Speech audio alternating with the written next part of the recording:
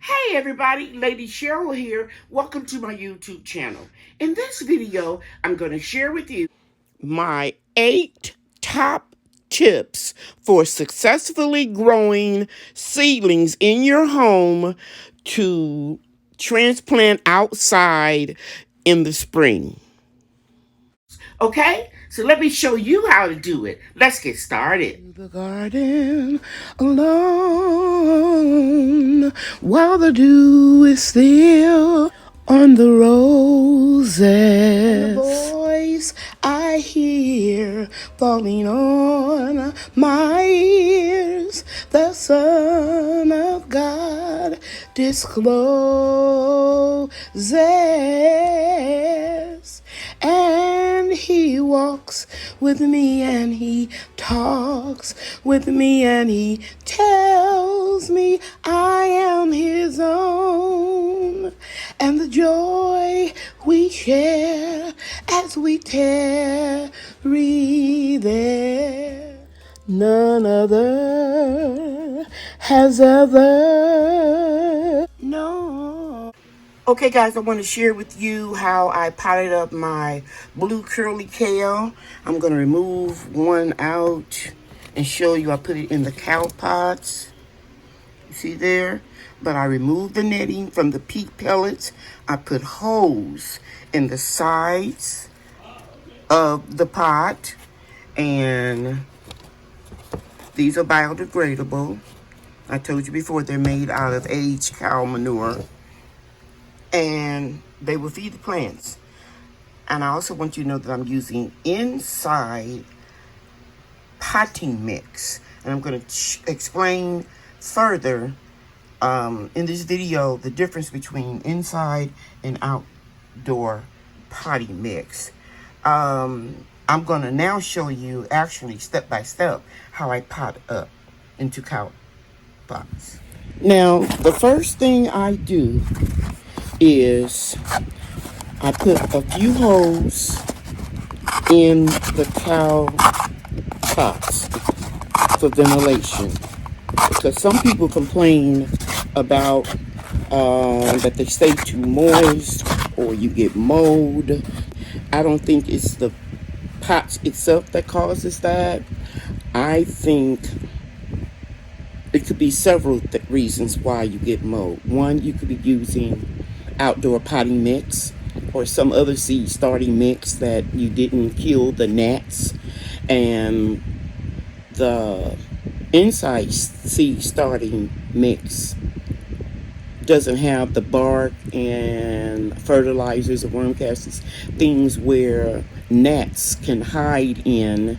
Even if it's been outside with a 10-degree temperature, it has to be like below zero. I think I read 60 below zero for you to kill fungus, gnat, and eggs.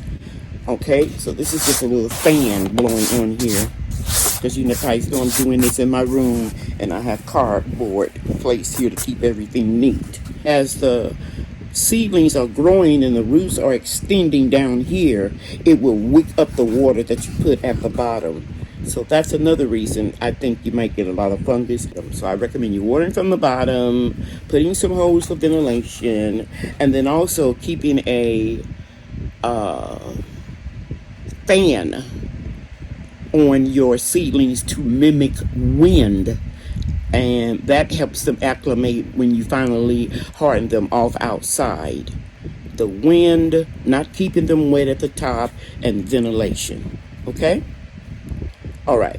So now I'm going to put a couple holes in here. I'm just using this little knife that has, let me see if I can get it in view, that has some little points. And what I do is, the day that I'm going to do this, I don't water my seedlings. So I did my blue curly kale. Now I'm going to do the red giant mustard. You can see the roots right up under here. Now they will grow through the mesh, but I just noticed the seedlings that I germinated in these peat pellets that I removed the mesh netting from carefully, they did better than the ones that I left the mesh netting on. Now I don't water the day before that I'm gonna do this, and you see how the roots just came right on out of the paper. I'm going to add, and you can see my fingers in this bowl. I'm trying to be neat as I can. When someone invites you into your home, their home, you want to keep that place as neat as they keep it. And that was the reason why I didn't use any outdoor potting mix. I normally would in my home and put some gnats traps, those little yellow sticky paper that you can buy. I will put those up, but I want to be respectful of my daughter's home, and she has a lot of house plants that don't have gnats, and I don't want to be the reason why she has them. So I put a hole down in here. I just pushed it in, and I'm going to press down lightly, and then I'm just going to pick up a little more soil. And guys, that's it. And then I'll put them in a container, and then I'll water from the bottom, and I'll show you how I do that. Let's do one more. I'm going to fill it up with some soil, press down. See that? Then put 2 fingers here, make a hole. I'm going to gingerly remove the netting. And I'm doing all of this on cardboard so I can just easily put it in the garbage can. You see those roots are still intact. And I'm going to take my 2 fingers, make sure I've got a deep enough hole, press down, and add a little bit more soil. Okay? And there you go. Okay, I'm going to do a whole lot more, and then I'll be back. Okay, now let's talk a little bit about indoor potty mix as opposed to outdoor potty mix. And I want you to realize that it's not a big difference, except one is better to prevent you from getting a lot of fungus gnats. Now, the first one that you see here is the indoor potty mix that I use, and it has a mixture of products that will help you maintain a healthy moisture balance, and also that mix will also facilitate in drainage, adequate drainage, so that you don't get a lot of root rot, providing you don't overwater it. However, you're not going to get a lot of natural fertilizers. The indoor potty mixes are different in the way they're composed, because they have a lot of ingredients in them where gnats and fungus gnat eggs can be hiding, like pine bark mulch, worm castings, different other sources of fertilizers can be mixed up in there. And believe you me, I've used them, and I've also added pure cold pressed neem oil to my distilled or purified water, and you still can get a few fungus gnats. So I highly recommend, if you can afford it, if you don't have a lot of seedlings to pot up, go ahead and use indoor potting mix. That's what I used to use in the past, but then my food forest started growing and growing and growing, and it was just so many seedlings, over 250, usually between 250 and 300 is what I would normally grow inside my home before I moved them in the greenhouse the last day of February. But since I have downsized and I'm doing mostly container gardening, I am going ahead and using indoor potty mix because I didn't spend any money this year other than the potty mix.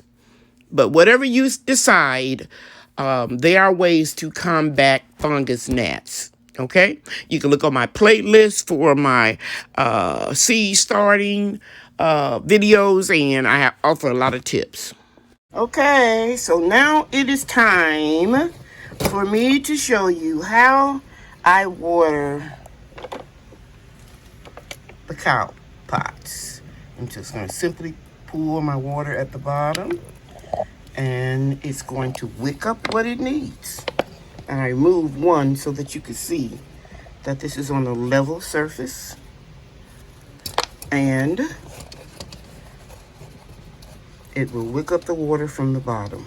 I'm going to keep the surface dry. Now, if for some reason the water is wicked up to the top of the surface, I am going to sprinkle cinnamon. It's an antifungal. Okay? And it will prevent mold. So, as a safety precaution, when I get the water in these, I'm going to sprinkle cinnamon on the tops of all of my little pots. Now, in the last video, I told you guys I don't use these pots for peppers and tomatoes. Okay? Because the roots are going to get too big before I have to transplant them. Another thing about the cinnamon, if you don't have cinnamon, you can use turmeric. It's also an antibacterial, antifungal. Okay? All right. I'll be back. I'm going to show you a few more things. Okay, guys, I want to share something with you. It's been several hours. You can see there's no water at the bottom of the container. And you can see that it wicked itself all the way up to where my thumb is. And you won't water it again until the bottom looks like the top. And you'll know that it's dry. And there is a little moisture at the top, but not much. And you see the plants are moving. The leaves are moving because I have this oscillating fan on them. You don't need to have it on for a long period of time, maybe a couple hours a day, okay, on very low. So you're using minimum energy. Also, the fan will make them stronger. The stems, you'll see, they're going to get thicker and stronger, and they'll be able to adapt easier when you harden them off when you take them outside. And remember, these lights are also low energy, and they only cost pennies a day to operate. Just want to share that with you. I'm going to wait until this dry a little bit more, and then I'll apply my cinnamon. Final tip, guys. This is Brian, my grand angel. He is holding this Mylar paper. I bought this off of eBay probably 6 years ago, because Bria is 7, and she was a little baby when I got it. And so we stretched it behind the stand and bringing it all the way around, and we used the shiny side so that the light can reflect off of it. Because as our seedlings continue to grow, we're going to need all the light to mimic sunlight that we can. Okay? And so then all we're going to do is just tape it on here. Hold that, Brian. Don't let it fall. So I'm not going to tape it in the video, but I'll use a thumbnail or something and show them, okay? All right. I really hope this video was helpful to you. Thank you so much for watching. Bye now. Bria and I are getting this order ready so that we can ship it. And we always take pride in our orders. Right, Bria? Yes. Okay. Bye, everybody. Bye. Thanks for watching.